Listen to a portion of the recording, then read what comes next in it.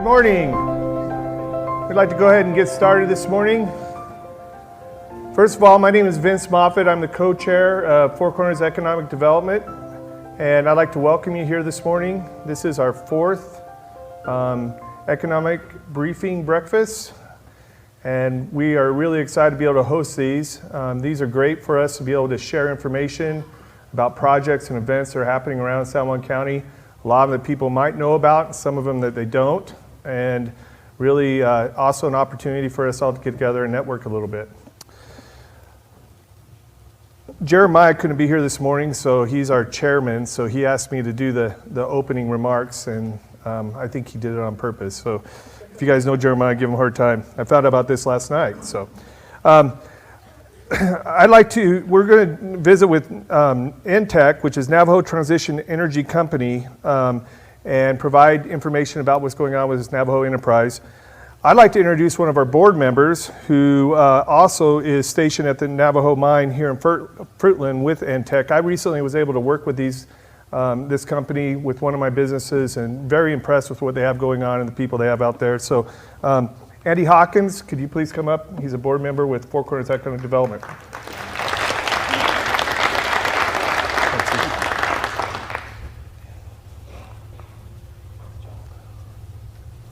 Good morning.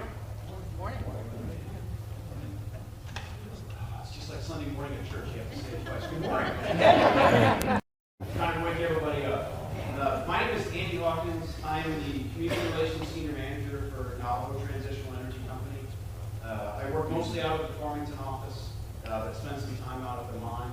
And very happy that we were finally able to put this together, introduce you to our new Chief Executive Officer this morning, and talk a little bit about what Navajo Transitional Energy's been doing, and then some of the things that we're going to be doing into the future. It's been a very exciting couple of years for us. Vern is going to talk about that. We've expanded quite a bit. We are not the small entity that we were just a few short years ago. On the table on the way in this morning, you may not have seen it, there's an operational overview that we would like you to take with you when you leave this morning, that talks a little bit more about our various operations, the places that we do business, and some of the things that we do in the community. And as we've been expanding that over the last couple of years. But you all didn't come to hear me talk this morning, so I would like to introduce our Chief Executive Officer, Vern Lund.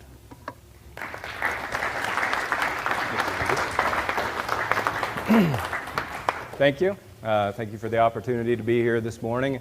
And Arvin, thank you for the invitation. It's great to be here and great to see everybody. And it's always good to have the opportunity to brag about your employees and all the exciting stuff that's happening. So we have a nice group from NTEC this morning. So I know you all are busy. I'll try to be mindful of time as we go through the presentation so that you can get back to work, especially the employees from NTEC can get back to work. So, but just a little bit about what we'll cover today on the agenda, introduce the company, talk a little bit about our assets both in thermal coal and helium, a little bit about bragging on the company, some of the things that we've got going on in the company, and then what we have going on in the future. So first, just from an introduction perspective, to introduce our board of directors. We have 6 board of directors. Tim McLaughlin, our chairman, he's been on the board since 2013. He has a legal background as a practicing attorney. Second is Peter Denekla. Peter's been on the board since 2013 as well. Peter has extensive experience in mining, specifically in environmental regulatory permitting compliance. Aaron Rosetta has been on the board since 2016. Aaron has a business background. He's a business owner on the Navajo Nation. Lionel Haskey. Lionel's been on the board since 2017. Lionel has a civil engineering background, and he's a manager at NAPI. Dr. Peter Jenkins, he's been on the board since 2013, so we have 3 board members that have been on the board since NTEC's founding in 2013. Dr. Jenkins has a PhD in mechanical engineering, and he's a former professor and dean at the University of Colorado. And lastly, Chris Talker. Chris has been on the board since 2015. Chris has an electrical engineering background, and Chris has extensive experience in electrical generation and operations.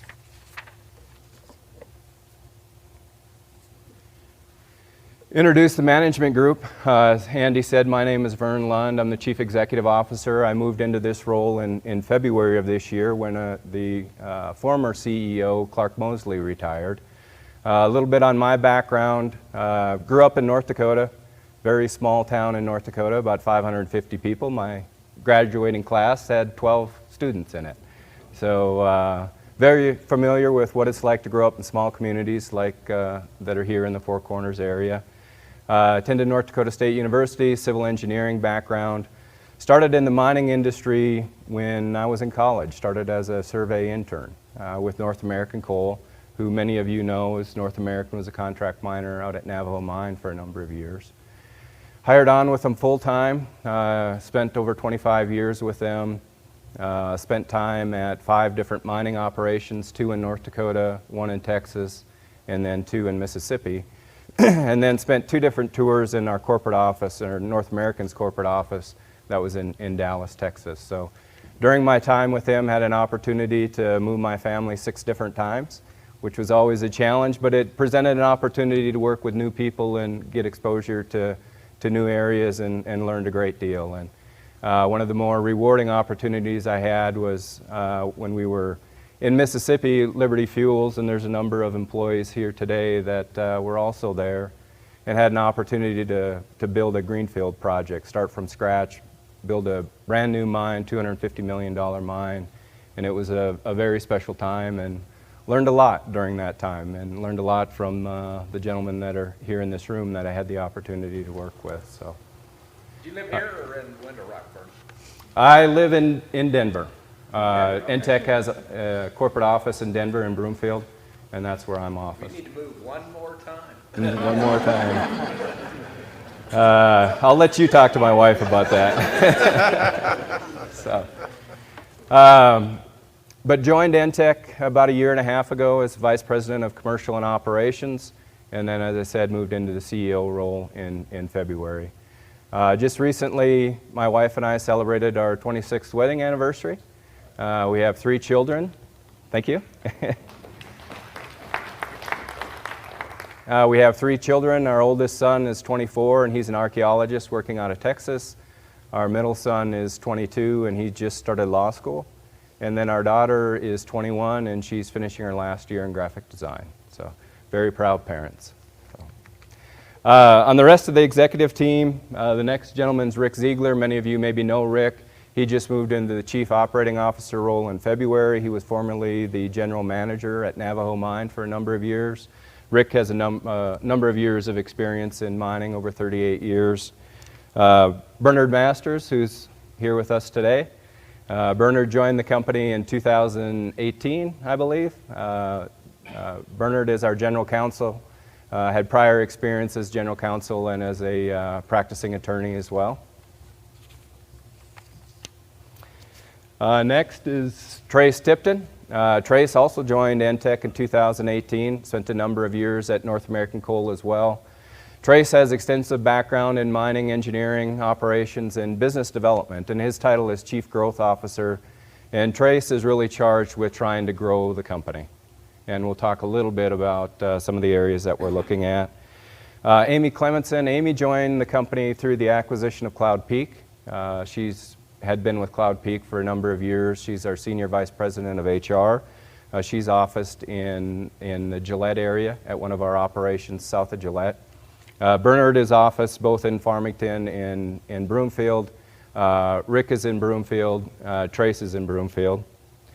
And then Matt Babcock, he's our Vice President of Sales and Marketing. Matt also joined the company through the acquisition of Cloud Peak. And I'll talk about what I mean by that, but when NTEC acquired the Cloud Peak assets, Matt and Amy were both already working for Cloud Peak, and then that's when they joined NTEC, is through that acquisition. So a little bit on the company. NTEC is a young company. It was formed in 2013. It's an autonomous company. It's formed under Navajo law. It's an LLC under Navajo law. The company's sole shareholder is the Navajo Nation. So unlike a lot of mining companies that are beholden to Wall Street or private equity firms, our obligation is to the Navajo Nation. That makes us very unique. When you look at what NTEC was created to do in 2013, its initial objective was to ensure that Navajo Mine and Four Corners Power Plant didn't close. At that time, BHP was no longer interested in continuing, and there was concern that those two operations would close. Navajo Nation formed NTEC. NTEC acquired the Navajo mine and entered into an agreement with APS to continue supplying fuel. But when you look at NTEC, really its mission is much broader than that. It's much broader than just acquiring Navajo mine. It's really to expand and grow not only the financial health of the Navajo Nation, but also to provide benefits and social benefits to the people of the Navajo Nation. And that's what the employees have been doing for a number of years, is looking for opportunities to provide additional financial benefit to the nation, additional job opportunities, additional opportunities for growth, and we'll touch on some of that today. I introduced the board. The board is an independent board. No members of the board can be members of the Navajo Nation government or belong to any government for that matter. So it's an independent board currently with 6 members. Who is Navajo Mine, or who is NTEC today? NTEC is the 3rd largest thermal coal producer in the United States. We have operations in Montana, Wyoming, and on the Navajo Nation. We're also the producer of bulk helium into the lift market, and we'll talk more about those assets in future slides.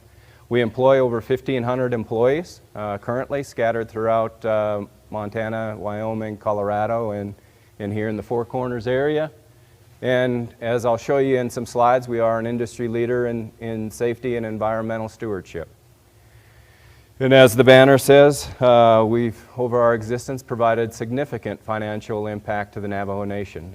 Since our startup, over $315 million in direct financial contributions to the nation through taxes and royalties. So we are a significant financial contributor to the Navajo Nation.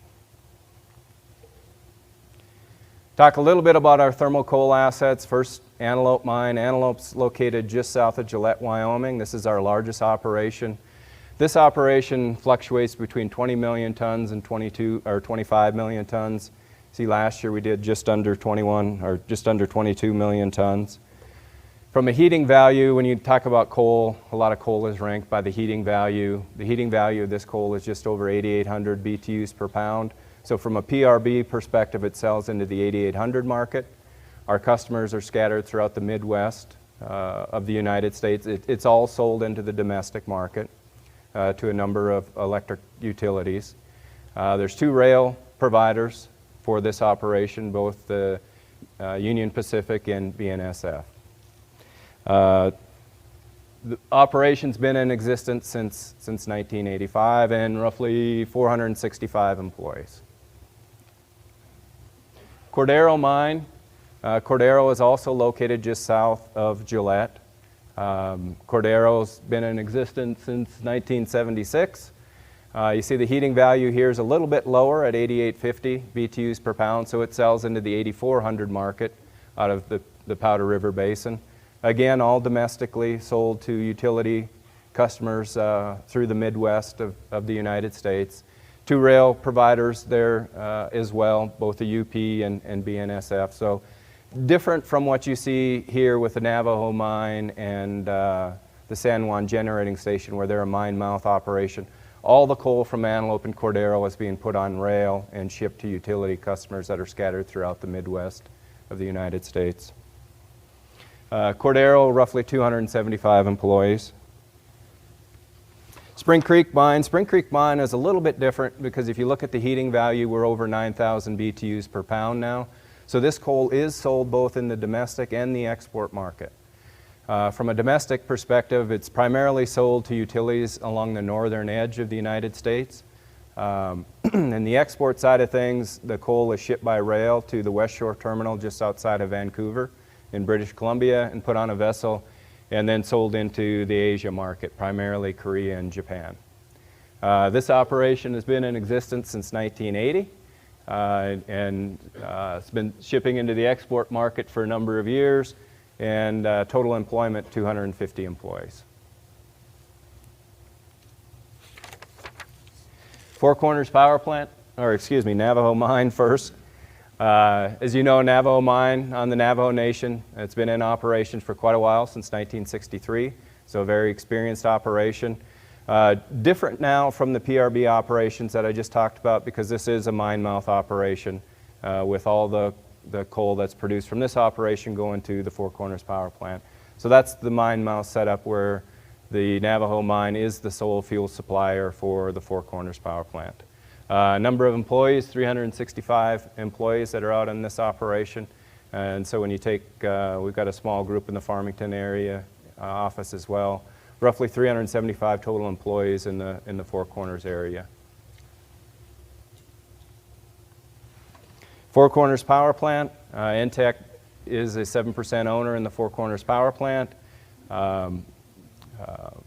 As you are aware, there's 2 units out there, just over 1,500 megawatts. Used to be a lot larger unit, a lot larger generating facility. There's 3 units that were shut down, 2 units still operating. 5 different owners. APS is the primary owner and operator of that plant. As I said, currently we're 7% owner, and pending regulatory approval, hope to pick up the 13% that PNM will exit in 2025. Switch gears a little bit, talk about NTEC Helium. In October of last year, NTEC acquired Tacitus. Tacitus had operating assets on the Navajo Nation and had undeveloped reserves in Utah. So the operating assets that are located in the Toseto Dome area in the Sonoste chapter had been in production for a couple years, contracts in place. All that helium is sold into the lift market, balloon market. Since we've acquired, we've added additional well capacity, trying to grow that operation as quickly as we can.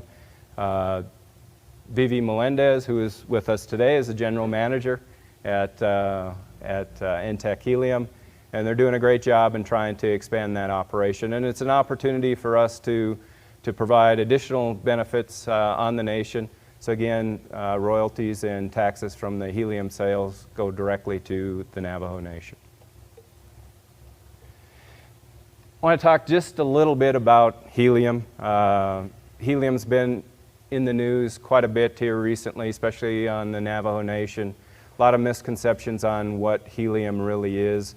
Helium is an inert gas. It does not react with anything. It doesn't burn, doesn't chemically react with anything.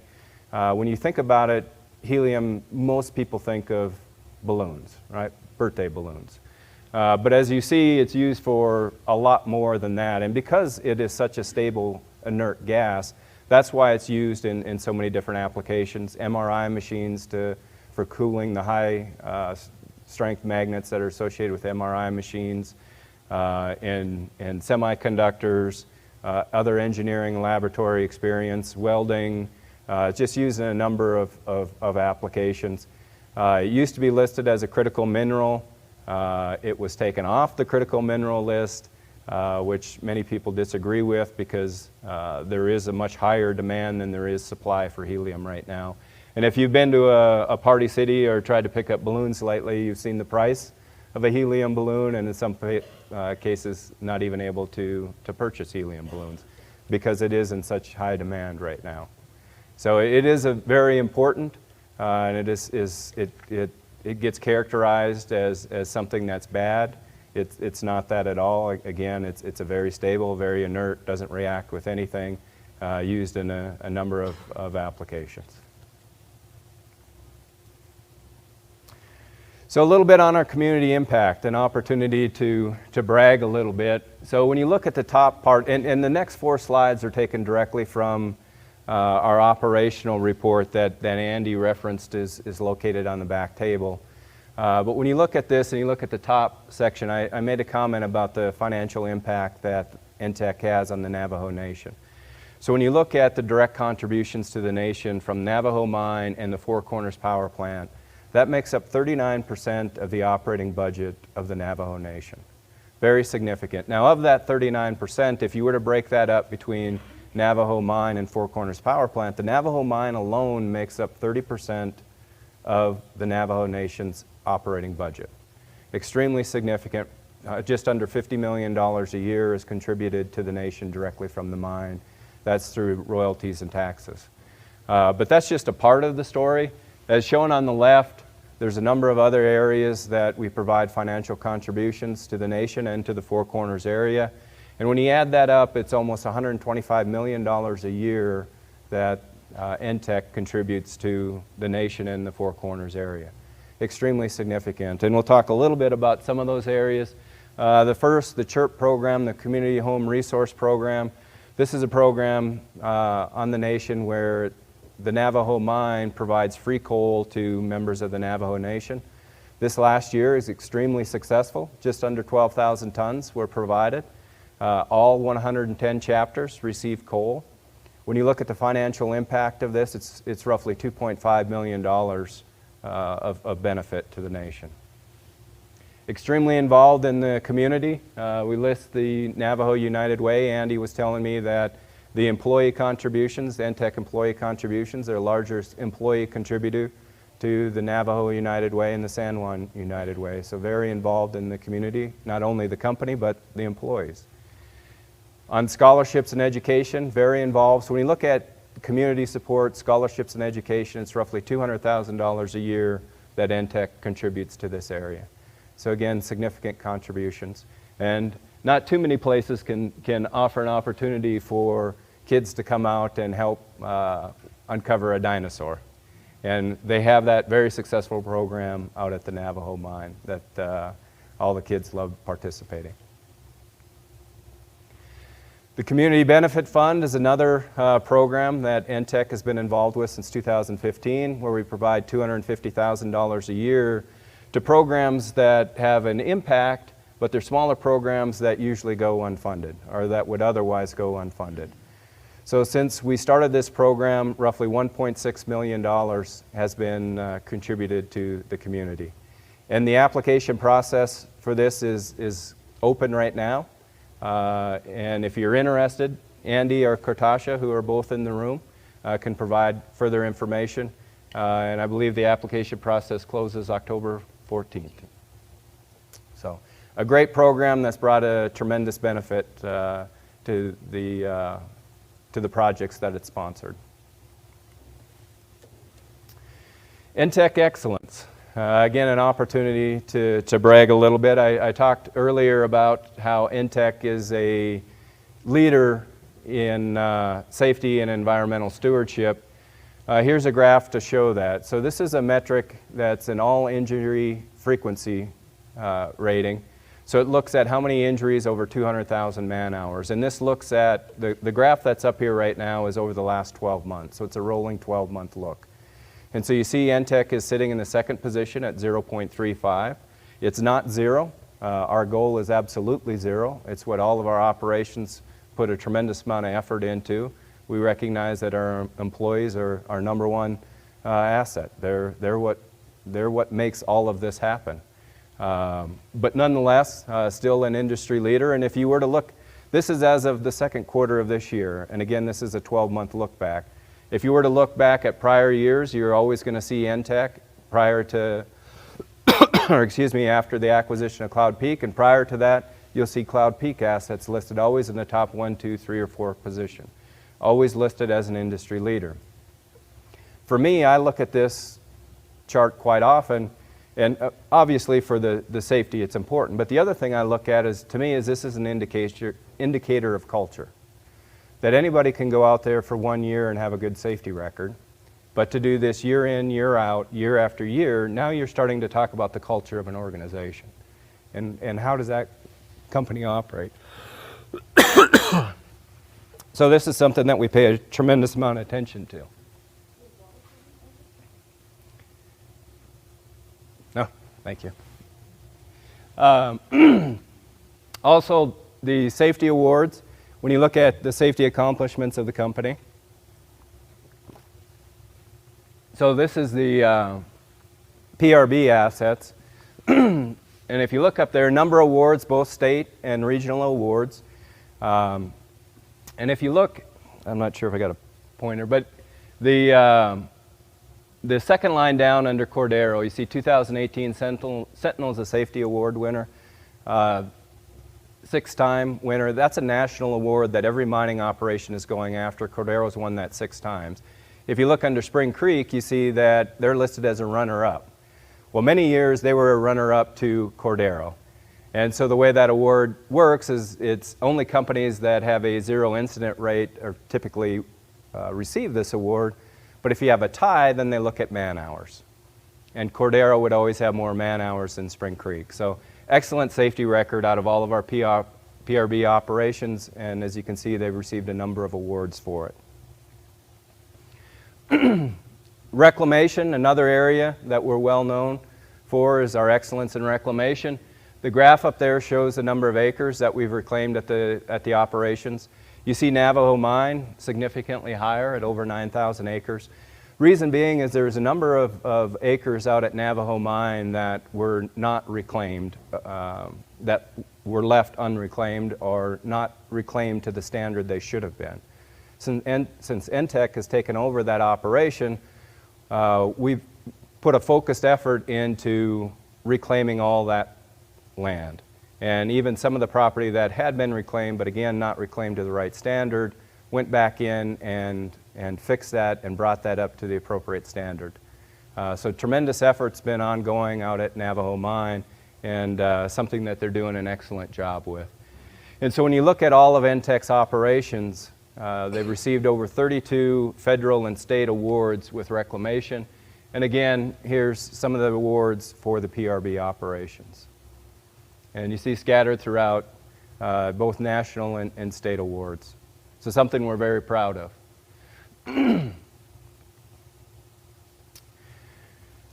This is a quote that I use quite often, and is something that I firmly believe in, and I see some of the employees from NTEC smiling, but it's a Vince Lombardi quote, and it says that perfection is not attainable, but if we chase perfection, we can catch excellence. And it's something that we try to do in all facets of our operation. And what I'd like to do, there's a number of employees from NTEC that are in the room right now. If you would just stand up for a minute. On the last slides, I showed you all the awards that we've received in our PRB operations. Now I'd like to talk about the awards that have been received out at Navajo Mine. So when you look at the awards from Navajo Mine, and you look at safety, 3 times recipient of the National Award for Safety. 2-time recipient for a regional award. Rocky Mountain Mining Association handles the Western United States. Over 5 years without a lost time injury. You look at community outreach, been recognized nationally twice for their efforts with community outreach. Environmental, recognized twice nationally in environmental excellence with the reclamation that I just talked about. And here recently this year with the state award. And happy to tell you that there's some exciting news, Sean, that hopefully we'll have announced in October, that there's another national award that the Navajo Mine will be receiving that will be announced in October. So I just wanted to take an opportunity to show you the employees that make all this happen and the wonderful work that they do. So great job.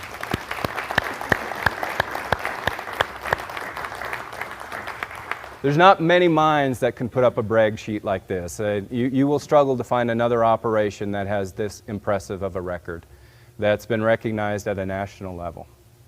Operations will go years without receiving one national award, and this group receives it in safety, environmental, and community outreach. So extremely impressive.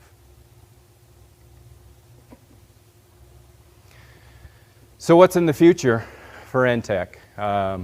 You know, as I've showed you, a lot of what NTEC is today is our thermal coal assets. The Navajo Mine, our operations in PRB.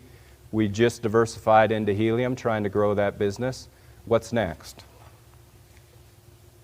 Something we've been working on for a number of years is solar, since 2020, trying to bring a large-scale solar generation to the Navajo Nation, to the Navajo mine. Trying to build this in 2 different phases. Each phase, 200 megawatts with 100 megawatts of battery storage. We've submitted a number of proposals. To date, we haven't been successful. One of the biggest challenges we have is that when you look at the states that surround the Navajo Nation, they're very aggressive with the tax abatements for solar.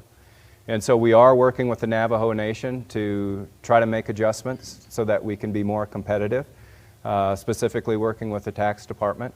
Once that's accomplished, shortly thereafter, we should have a large-scale solar project being constructed on the Navajo mine. And as you can see, it takes up significant area. Each 200 megawatts of solar generation with 100 megawatts of battery storage will take up roughly 1,200 acres. And again, this would be constructed on reclaimed ground at the Navajo mine. We did invest in Enchant Energy. As you all know, Enchant has been working with the City of Farmington to try to bring carbon capture to the San Juan Generating Station. We invested in Enchant, and we did that primarily to accelerate our learning about carbon capture. Thermal coal is something that's, thermal coal generation is something that's had a difficult time lately. A number of plants are closing. Of course, the focus with carbon emissions. Carbon capture has the opportunity to decarbonize thermal coal generation. It's something that we're trying to get educated on. I showed you the slides on the financial impact of NTEC on the Navajo Nation that the Navajo mine and Four Corners Power Plant has on the Navajo Nation. And we recognize that if Four Corners is to have a life after 2031, it will most likely require technology such as carbon capture. And so we invested with Enchant to help accelerate our learning to see, is this something that would make sense, and is this a possibility that could extend the life of Four Corners Power Plant? Again, Navajo Mine contributing $48 million a year, and Four Corners Power Plant contributing another $14 million a year directly to the Navajo Nation. It's a significant financial impact. And with 375 employees in this area, it's certainly a focus of NTEC to see, does it make sense? Is there a solution to extend the life of Four Corners Power Plant and the Navajo Mine? And as the slide says, the amount of reserves that are out at the Navajo Mine are extensive. There's easily reserves to last beyond 30, 40 years. Are you finding the P&M deal is dead with Enchant? Sorry? Your focus with Enchant is on the APS mine, not the P&M mine, actually? Is the P&M Enchant deal still got forward? You know, our primary reason for investing, it's not that we don't support the efforts. Absolutely, we support the efforts with San Juan Generating Station, but from NTEC specifically, it was really for us to understand the technology. I talked specifically about the Four Corners Power Plant and its scheduled closure, or it right now projected to close in 2031. And is this a technology that can extend that? But even beyond that, when you look at NTEC and our assets in the Powder River Basin, we're selling coal to utility provider, utility generation. They have the same challenges moving forward, that if they're going to stay generating for a long period of time, the demand is there to decarbonize. And you know, I guess what I'm hopeful from a narrative perspective is that as we move forward, the narrative can shift to, we cannot use coal anymore, to, is there a solution to use coal in the future? And if the desire is to decarbonize, the technology is there to decarbonize coal generation. And it's what Enchant is putting in the City of Farmington, is putting significant effort into in trying to apply that technology to San Juan Generating Station. It's no different than if you look at the renewable side and you look at all the efforts that are going into batteries. I showed you how we have batteries in our plan. Well, the battery technology really isn't there to support renewables to the scale that it needs to either, but everyone knows technology will get there. It's really no different with carbon capture.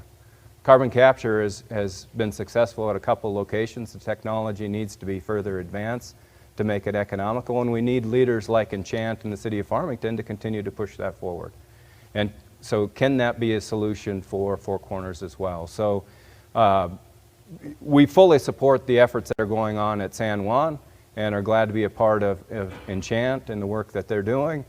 But again, our big driver for why we invested was to try to get educated, to try to understand what's happening with the technology, where's the technology going, how is it being applied, what companies are looking at it, how can we play a role to make sure that thermal coal generation has a long-term future, and specifically for Four Corners Power Plant and other utility customers that we provide to.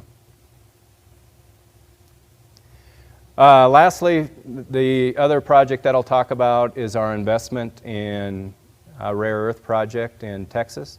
It's a project Round Top is the name of the project. It is owned by TMRC and USA Rare Earths. TMRC owns 20% of the project. USA Rare Earths owns 80% of the project. NTEC has invested in both of those companies. We have 2 board positions on TMRC. And so we're watching this very closely as you look at, again, on the renewable technology or the renewable front, electric vehicles. Rare earths are extremely important to advance in both of those areas. Not only does this reserve have rare earths, but it has other critical minerals as well, such as lithium. Lithium's needed for batteries, huge demand for the electric vehicle market. So again, this was an opportunity for us to invest in a company that has a very good project, a project that can have a significant impact on the U.S. Right now, virtually all of the rare earths are coming through China, whether they're actually produced there or processed there. We have one rare earth operation in California.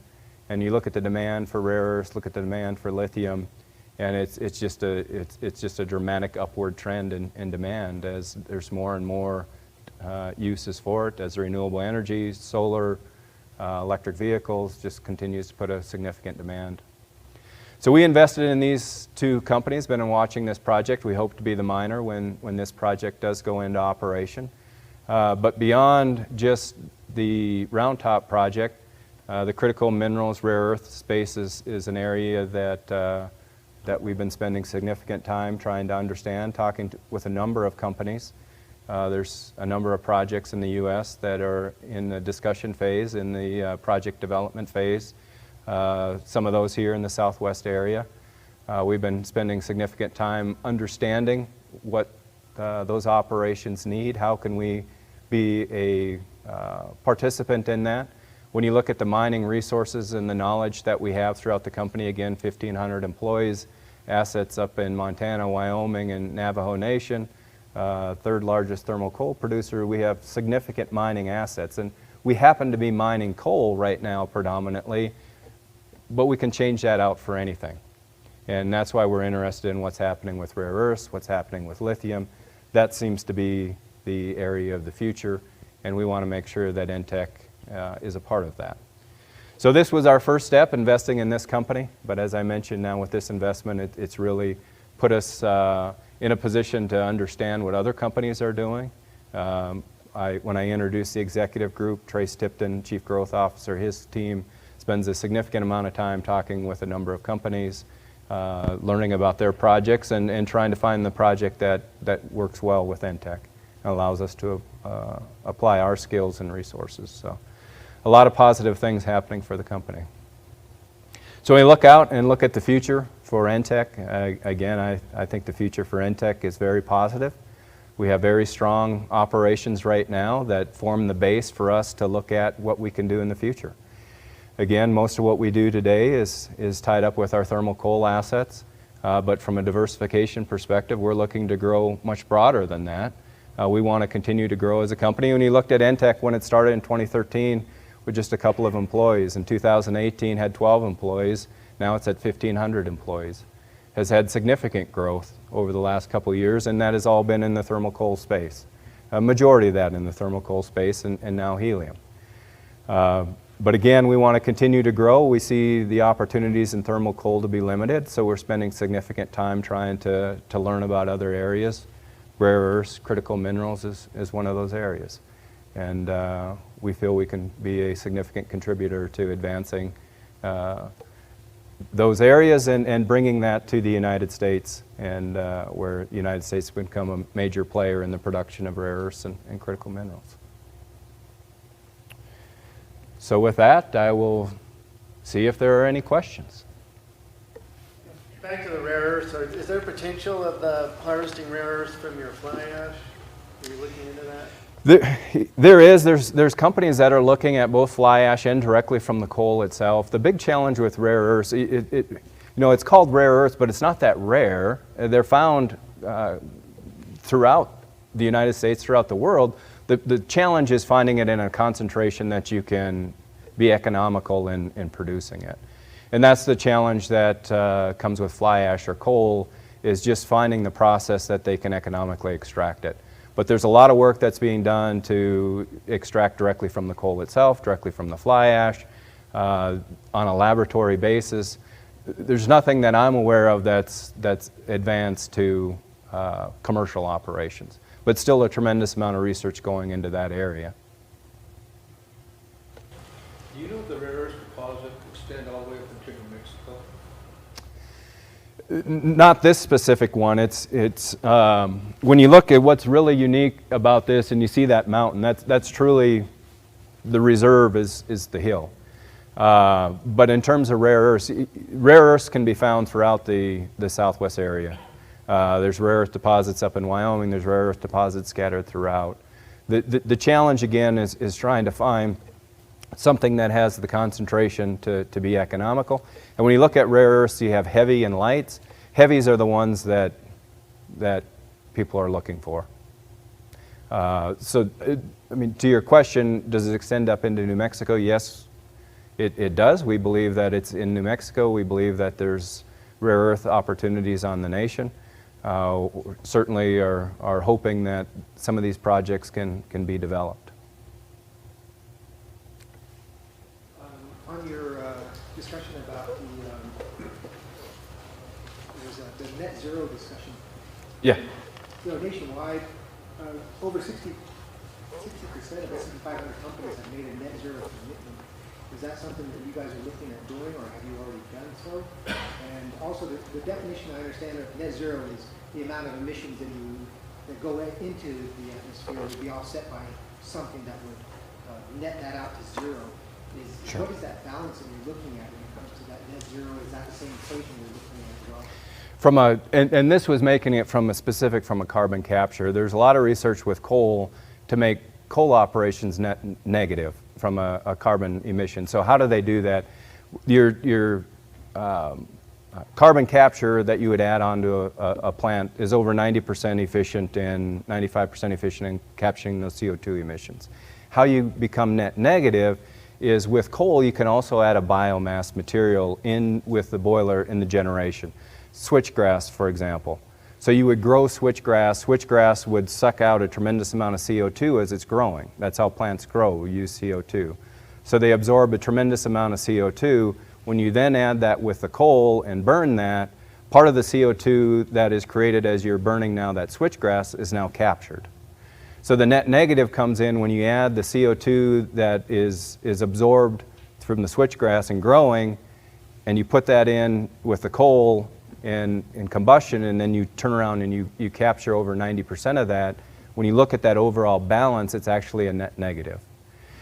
So as I mentioned, trying to change the narrative around thermal coal, so much of the world just wants to shut down thermal coal and doesn't want to have the conversation of, oh, why do you want to shut down thermal coal? What is it that's driving the desire to shut it down? And the big desire is because of the carbon emissions. There's technology out there to capture the carbon. So if we want to decarbonize thermal coal generation, the technology is there to do that. We need to shift the narrative discussion to, let's worry about the output. Let's not worry about the input. If we can get the technology to get the output where we want the output, where the world is demanding the output to be, why can't we have different inputs? And when you look at the financial impact that a coal mine will have, I just showed you, $50 million. We can replace megawatts. You can add solar and you can replace the 1,500 megawatts of generation from Four Corners Power Plant by adding solar. But you won't replace the 375 employees, you won't replace the $60 million in labor, you won't replace the $50 million in royalties and taxes with solar. It just won't happen. It's a great segue to my question. With the recent disruption in global energy markets, have you seen an increased demand from utilities or countries abroad to at least maintain coal assets, if not expand? And then second question, with the historic MOU between San Juan County and the Navajo Nation to study the feasibility of bringing a rail spur up from the I-40 Transcon corridor, how important would that asset be in allowing NTEC to continue operations post-2031 and maybe take advantage of exporting coal instead of just a mine-to-mouth operation? To your first question, yes, we have seen a significant increase in demand. One of the challenges in the United States right today, you've maybe read about it in the news, is rail. Rail performance this year has significantly missed expectations of demand. And it's not just coal, it's all commodities. All your Class 1 rail carriers are underperforming. So last year we produced 52 million tons on an overall company basis. This year we're expected to come in at 49 million tons. Now that would tell you the demand is not there, but it's actually just the opposite. If rail performance would have been at the level that it was last year, we would have produced 55 million tons. We would have went up 3 million. But because of rail, we'll be down 3 million this year. The demand is there from the utilities. We've seen natural gas prices above $9. We've seen it above $10.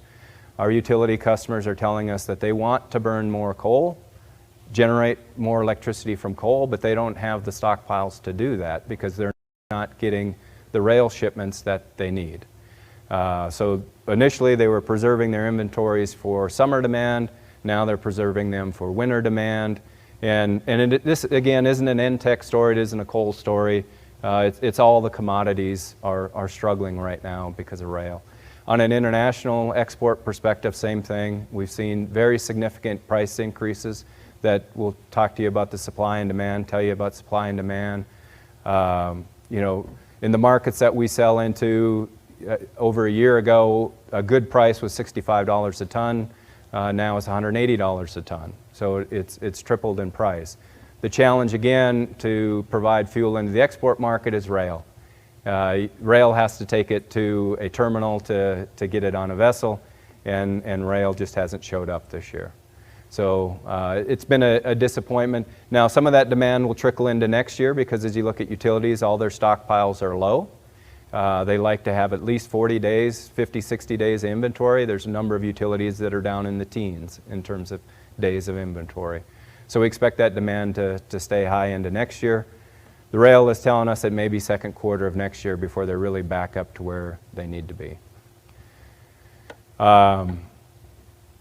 And then what would rail do if rail was brought up to this area? It would have a significant impact, absolutely. When you look at the reserves that are out at the Navajo mine, there's significant reserves. 8,900 BTU, and that's what we generally say. The product that they're actually selling to the plant is over 9,100 BTUs per pound, 9,200 BTUs per pound. There would be opportunities to do something with this coal from the export side, potentially, but even beyond that, when you start talking with the question about rare earths and extracting it from ash, they're trying to advance that technology. And anytime that you can have access to more efficient transportation, it just creates more opportunities. So yes, it would provide benefit to NTEC, to the Navajo Nation, to the Farmington Four Corners community, help advance the use of the natural resources in the area, absolutely. Yes? Talk about helium and which helium exactly are you collecting? Helium, the rare gas, helium-3, helium-10, and what other uses do helium have besides putting it in balloons? Yeah, let me back up.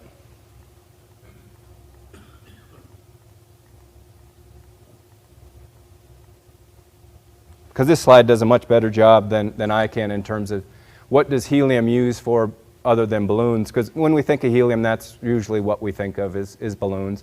And you see the second line, balloons lift applications. Balloons does make up a significant demand for helium. But it's much more than that. You have 83% or more, that 84% that's used outside of lift applications. Semiconductors use it for cooling. Space launches use it to purge their fuel systems. Welders use it. It's used for purging applications.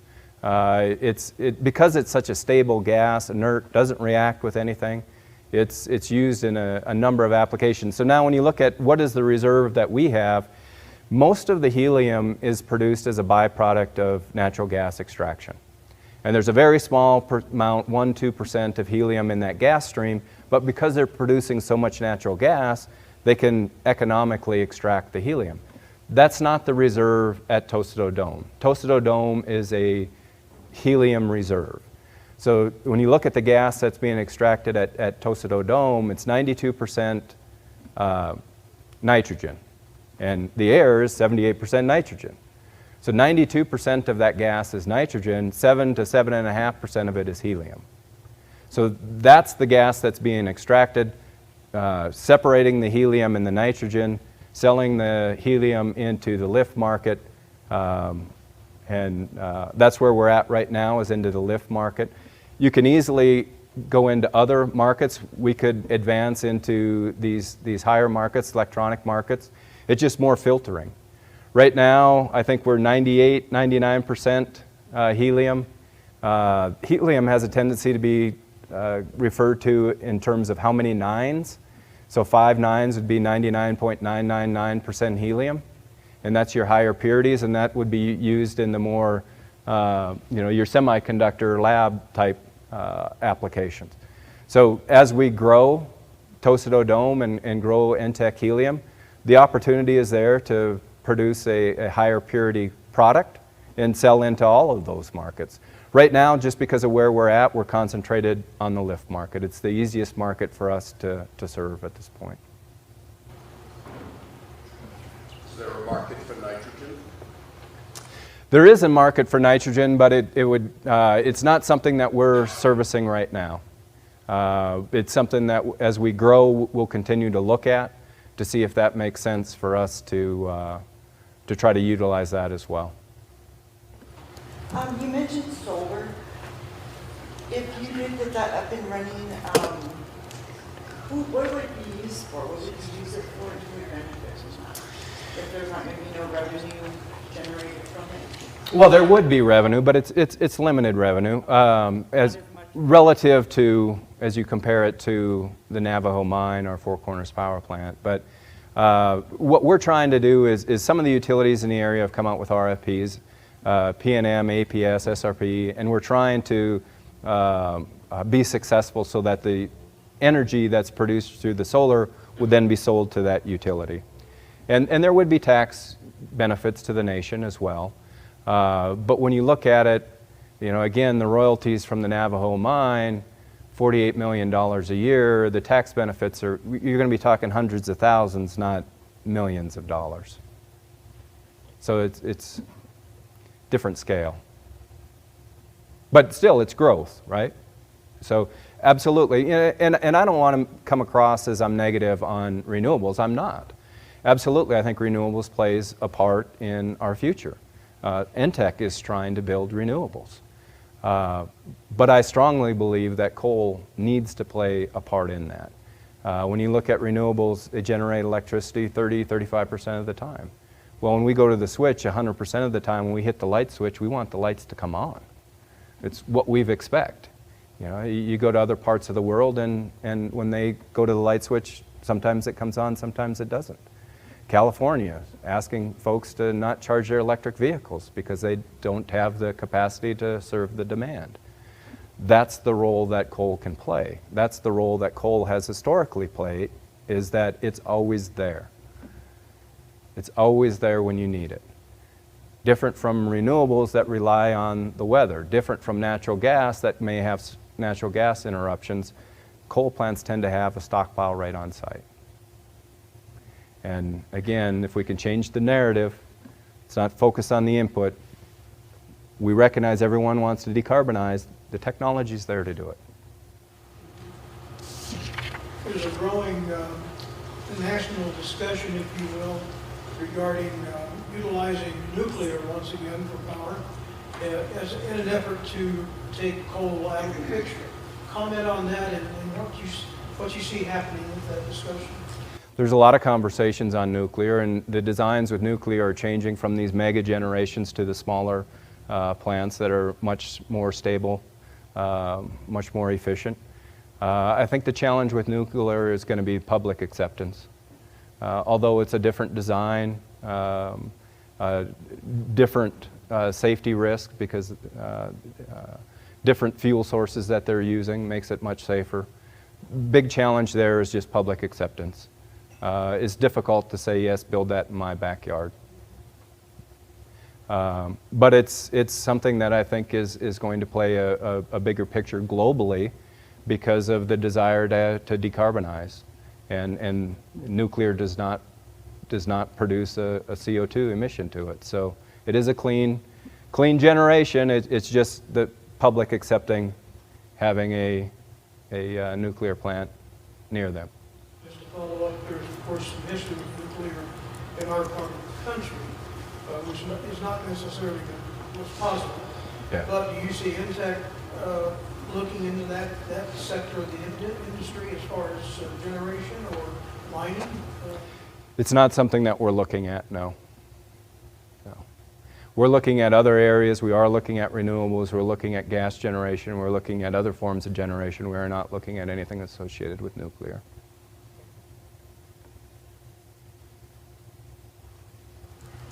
Your carbon capture, going back to that, do you already have an area in mind for that?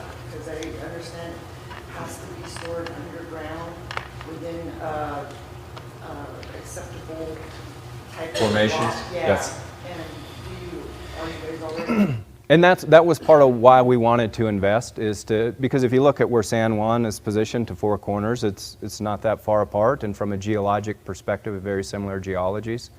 But with carbon capture, it's really used for two things right now.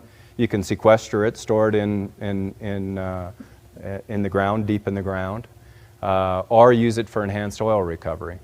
What's unique about this area is there is already an existing CO2 pipeline network that can be tied into, so that you could go back and forth. And you know, I talked about how there's technology that's proven. There's a plant that was in Texas that had carbon capture, and it successfully captured the carbon. And people want to say, well, that failed because now it's shut down. Well, it was shut down because what they did is they tied everything to enhanced oil recovery. And if you go back a number of years, oil prices dropped significantly. And when you're selling into enhanced oil recovery, that's tied to the price of oil. And so when that dropped, it wasn't economical for them to continue to run that anymore. Well, now there's tax credits associated with sequestering. So I know what Enchant's looking at, what we would be looking at is the opportunity to do both. So to your question in terms of sequestering, is the geology, is it sufficient for it? That's some of the stuff we hope to learn through the investment with Enchant and furthering understanding what's happening is do we have the potential to sequester?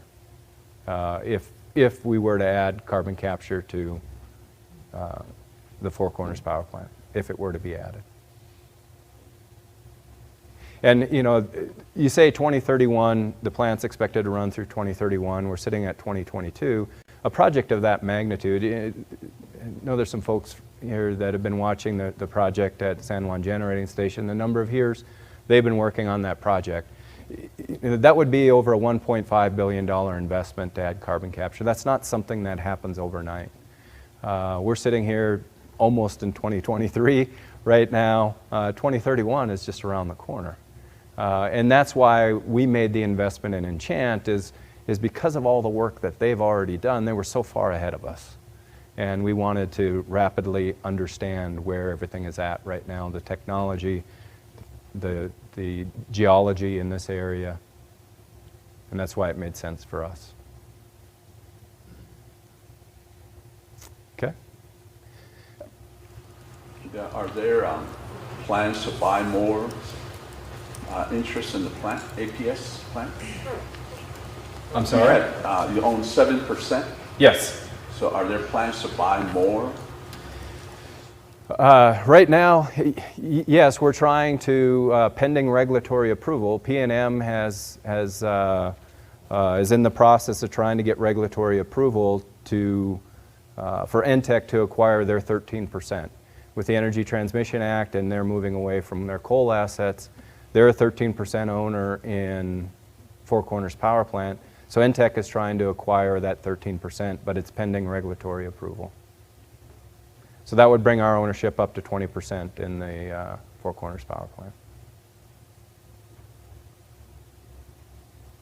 Okay, well, I thank you for your time. It's always great to be in Farmington, and especially have an opportunity to brag about the country or the company and all the accomplishments of the employees. So thank you for your time. I appreciate it.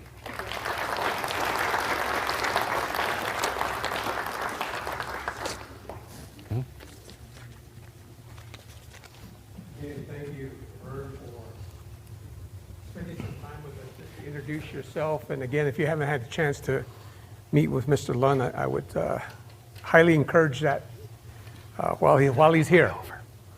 But again, my name is Arvin Trujillo, and I'm the CEO for Four Corners Economic Development. And before I get started here, each of you have a name tag and a survey.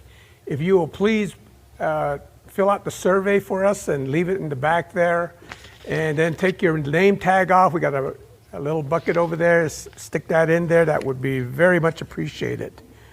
But again, I want to thank Mr. Lund for coming and spending some time with us this morning, introducing us to NTEC and what he sees as the future for the company.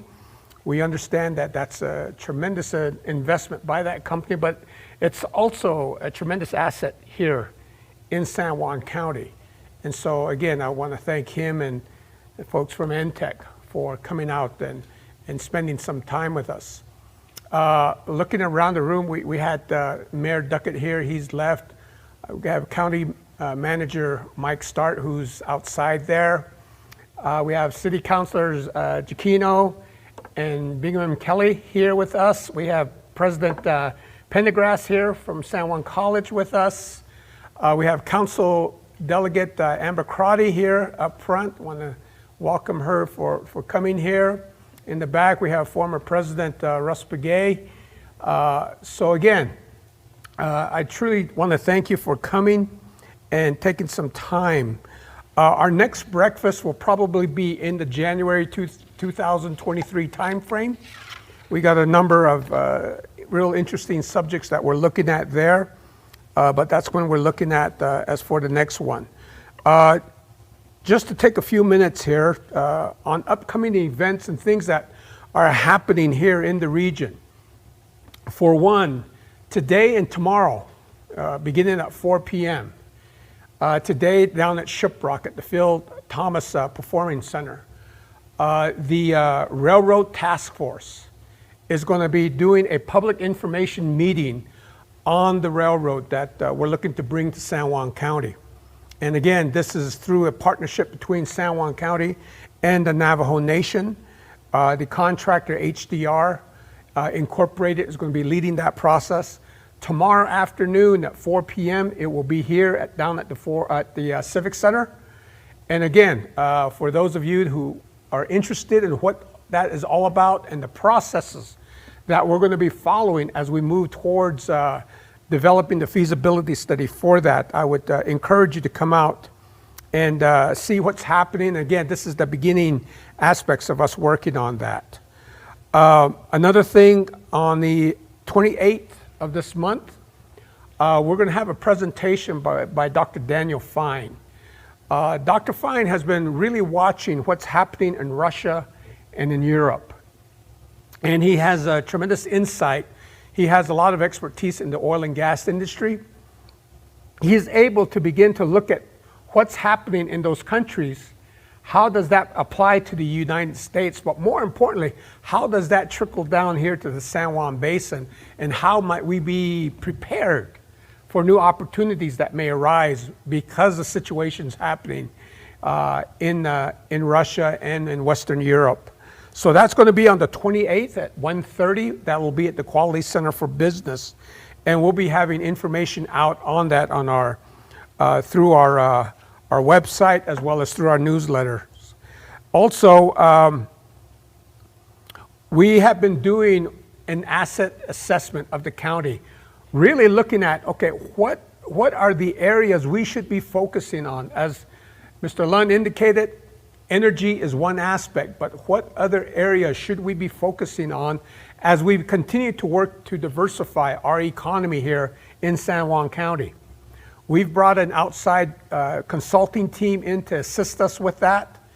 They've come to 2 site visits. They will be doing a 3rd site visit. That will be October 10th through the 12th. And what they'll be doing at that point is they'll be sharing their findings. We would like to get as many people there as possible because, again, we want you to see, not only see what we're developing, but we want your input. We want to see, does this make sense to you? Is this something that the community can get behind? And so, again, we're looking at those aspects and really trying to hone in on where should we be focusing our effort? Where should we put our time and our resources here in the county and in the General Four Corners region? So again, we'll be looking at that. I would encourage you to look at our website, www.cornersed.com. As soon as you open that website, a portal will open up for our newsletter. Please subscribe to our newsletter. That newsletter comes out every 2 weeks. And we highlight different projects, initiatives, different things that we as an organization are doing, projects we're working on, partnerships we're developing and building. We want to keep you informed. Also, that puts you on our emailing list. So things like the upcoming railroad information meeting, those types of information, you will get information concerning those. And that way you're informed as to what's happening here in the area. So again, I want to take this opportunity to thank our Vice Chair for helping me out here. Really want to thank you for coming out this morning. Take some time to network. If you want to take a burrito, please take a burrito. And so again, I just want to thank you very much, and you all have a great day. Thank you.